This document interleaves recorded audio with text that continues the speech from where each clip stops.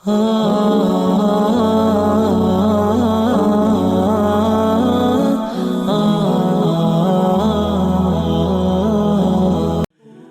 سے خوبصورت سجدہ تہجد کا سجدہ ہے، اور یہ سجدہ اللہ کے خوش نصیب بندوں کو ہی نصیب ہوتا ہے، جن سے ملاقات کے لیے وہ خود انتظار کرتا ہے، جن سے ملنے کے لیے وہ خود انتظامات فرماتا ہے۔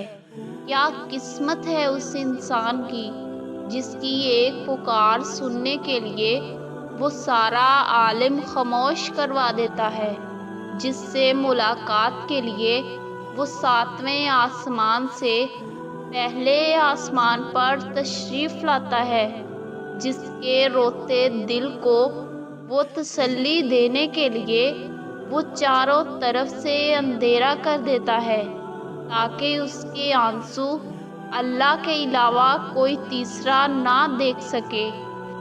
سارے عالم کو سلا کر وہ اپنے اس خاص بندے کو ہی جگاتا ہے، جس کے دل کو وہ اپنی محبت سے منور کرنا چاہتا ہے، جس کو وہ خاص کرنا چاہتا ہے، جسے وہ دنیا کی فکروں سے چھٹکارا دے کر آخرت کی فکر میں لگانا چاہتا ہے۔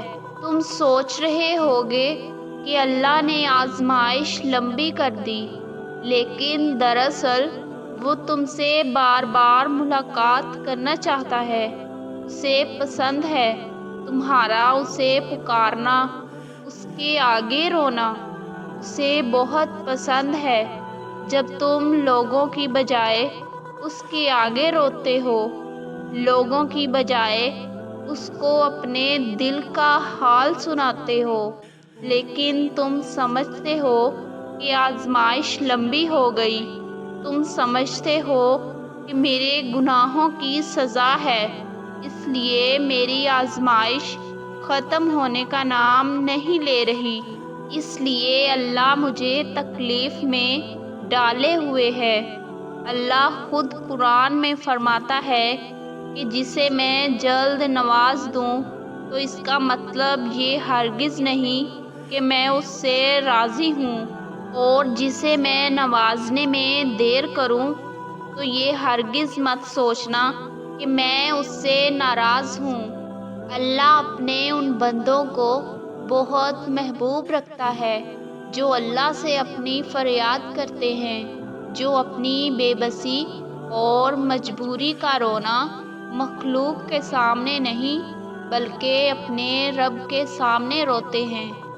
جب انسان یہ یقین رکھتا ہے کہ اس کے سوا نہ تو کوئی آزمائش سے نکال سکتا ہے اور نہ ہی سب سے خوبصورت سجدہ تہجد کا سجدہ ہے، اور یہ سجدہ اللہ کے خوش نصیب بندوں کو ہی نصیب ہوتا ہے، جن سے ملاقات کے لیے وہ خود انتظار کرتا ہے، جن سے ملنے کے لیے وہ خود انتظامات فرماتا ہے۔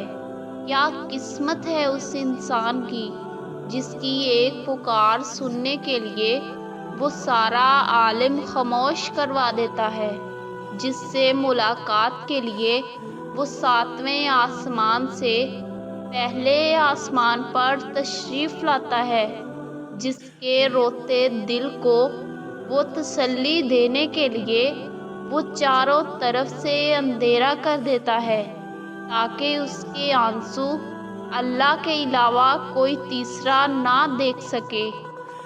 سارے عالم کو سلا کر وہ اپنے اس خاص بندے کو ہی جگاتا ہے، جس کے دل کو وہ اپنی محبت سے منور کرنا چاہتا ہے، جس کو وہ خاص کرنا چاہتا ہے، جسے وہ دنیا کی فکروں سے چھٹکارا دے کر آخرت کی فکر میں لگانا چاہتا ہے۔ تم سوچ رہے ہوگے کہ اللہ نے آزمائش لمبی کر دی، لیکن دراصل وہ تم سے بار بار ملاقات کرنا چاہتا ہے۔ اسے پسند ہے تمہارا اسے پکارنا، اس کے آگے رونا۔ اسے بہت پسند ہے جب تم لوگوں کی بجائے اس کے آگے روتے ہو، لوگوں کی بجائے اس کو اپنے دل کا حال سناتے ہو، لیکن تم سمجھتے ہو کہ آزمائش لمبی ہو گئی، تم سمجھتے ہو کہ میرے گناہوں کی سزا ہے، اس لیے میری آزمائش ختم ہونے کا نام نہیں لے رہی، اس لیے اللہ مجھے تکلیف میں ڈالے ہوئے ہے۔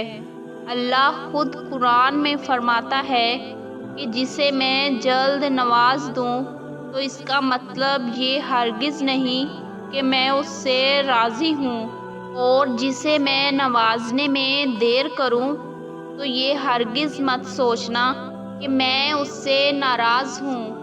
اللہ اپنے ان بندوں کو بہت محبوب رکھتا ہے جو اللہ سے اپنی فریاد کرتے ہیں، جو اپنی بے بسی اور مجبوری کا رونا مخلوق کے سامنے نہیں بلکہ اپنے رب کے سامنے روتے ہیں۔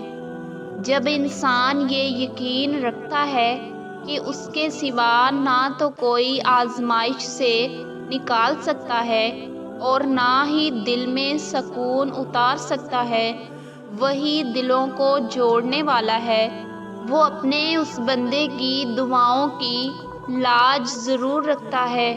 جب تم آسمان کی طرف دیکھ کر اس کی محبت میں مسکراتے ہو تو وہ تمہارے یقین کا بھرم کبھی نہیں توڑتا، تمہارا مان نہیں توڑتا، سارے وسوسوں کو دور کر دیتا ہے، سارے اندیشوں کو مٹا دیتا ہے، دلوں کو پرسکون کر دیتا ہے۔ اس ذات سے بہتر کوئی لکھاری نہیں، وہ بڑی خوبصورتی سے تمہاری چاہت کو اپنی چاہت میں بدل کر چیزوں کو تمہارے حق میں کر دیتا ہے۔ کبھی اس کے رنگ میں اتر کر تو دیکھو، دنیا کے سارے رنگ تمہیں پھیکے لگنے لگیں گے، کبھی اس کی مان کر تو دیکھو، پھر وہ تمہاری ضرور مانے گا، کبھی اس کی محبت میں اسے پکار کر تو دیکھو، وہ تمہاری چاہتوں کو تم سے ملانے میں دیر نہیں لگائے گا۔ اللہ جب کسی کے دل میں اپنی محبت بھرنا چاہتا ہے تو چپ چاپ خاموشی سے اسے اپنی طرف موڑ لیتا ہے اور کسی کو خبر تک نہیں ہوتی، اور وہ ایک حکم دیتا ہے تو ساری چیزیں اس کے حکم کی پابندی کرنے لگتی ہیں، اس کے ایک کن سے حالات بدل جاتے ہیں، آزمائش ختم ہو جاتی ہے، ٹوٹے دل جڑ جاتے ہیں، مایوس دل کبھی معجزوں تک نہیں پہنچ پاتے۔ جب دل صبر کرتے کرتے تھک جائے اور آزمائش لمبی لگنے لگے تو اپنے آنسوؤں کو اللہ کے سامنے بہا دیا کرو، اللہ سے بات کیا کرو، اسے اپنا درد سنا دیا کرو، پھر درد جانے، دوا جانے اور خدا جانے، اس کے ایک کن سے آزمائش تھم جاتی ہے۔ میں نے اس کے کن سے تقدیریں بدلتی دیکھی ہیں، نصیب بدلتے دیکھے ہیں۔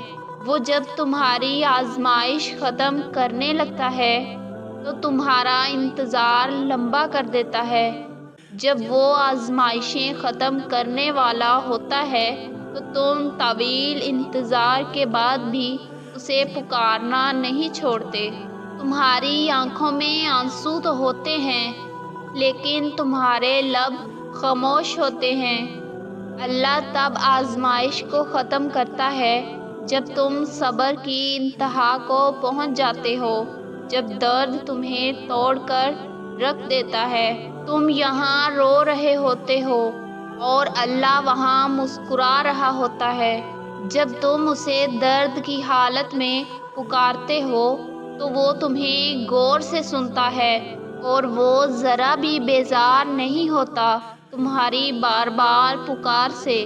تمہارا ندامت کا ایک آنسو اللہ کو راضی کر دیتا ہے۔ آزمائش تو کڑی ہے مگر ان کا اجر کئی گنا ہے، اور جب وہ اجر سے نوازتا ہے جب وہ آزمائش ختم کرتا ہے تو تم ایسے سکون میں آ جاتے ہو کہ تمہیں لگتا ہے کہ مشکل وقت کبھی آیا ہی نہیں، آزمائش کبھی اللہ نے بھیجی ہی نہیں تھی۔ اللہ اس قدر دل میں سکون اتار دیتا ہے۔ امید کبھی نہ چھوڑنا، کمزور تم ہو مگر تمہارا اللہ نہیں، چیزیں تمہارے لیے ناممکن ہیں مگر اللہ کے لیے نہیں۔ ہو سکتا ہے تم بہتر مانگ رہے ہو اور اللہ تمہیں بہترین دینا چاہتا ہو سکتا ہے کہ تم ایک پھول کی خواہش کر رہے ہو مگر اللہ تمہیں پورا باغ دینا چاہتا ہو، تو صبر کرو۔ آزمائش تو وقتی ہے مگر تمہارا اس آزمائش پر اجر بہت بڑا ہے۔ تہجد میں پکارو اسے، اللہ تہجد کی پکار کبھی ضائع نہیں کرتا۔ تہجد میں کچھ اور ملے نہ ملے مگر رب ضرور مل جاتا ہے، اور جسے رب مل جائے اسے کسی اور چیز کی کمی کیا ستائے گی۔ دنیا کی ہر چیز محدود ہے مگر میرے رب کی محبت لامحدود ہے۔ جب اللہ تمہاری آزمائش ختم کرے گا تو تم ایسے محسوس کرو گے کہ جیسے تم غم سے گزرے ہی نہ ہو۔ مت بھولو کہ اللہ تمہارے پلک جھپکنے سے پہلے ہی آزمائش ختم کر سکتا ہے، حالات بدل سکتا ہے۔ تم نے دیکھا نہیں کہ جب بارش کی بوندیں بنجر زمین پر گرتی ہیں تو وہ کس طرح بنجر زمین میں جان ڈال دیتی ہیں؟ بالکل ایسے ہی اگر تمہیں لگ رہا ہے کہ تمہارا وجود بھی بنجر ہو چکا ہے تو یاد رکھنا کہ اللہ کی رحمت کی برسات تم سے دور نہیں، اور جب وہ اپنی رحمت کی برسات برسائے گا تو تمہارا یہی زخمی وجود قرار پا جائے گا، آزمائش ختم ہو جائے گی اور وقت بدل جائے گا۔ تم مخلص رہو اپنے رب کے ساتھ، نیت صاف ہو تو نصیب بھی بدلنے لگتے ہیں۔ جس نے اللہ کو پا لیا اس نے ساری دنیا کا سکون پا لیا۔ ہو سکتا ہے کہ تمہاری زندگی کا ایک خالی صفحہ وہ تمہاری چاہت سے بھرنا چاہتا ہو، اس لیے دعائیں مانگتے رہو، کیونکہ دعا ہی ہے جو تمہارا مقدر بدل سکتی ہے۔ دعا ہی تمہاری آزمائشوں کو ختم کر سکتی ہے، دعا ہی تمہیں ممکن سے ملوا سکتی ہے۔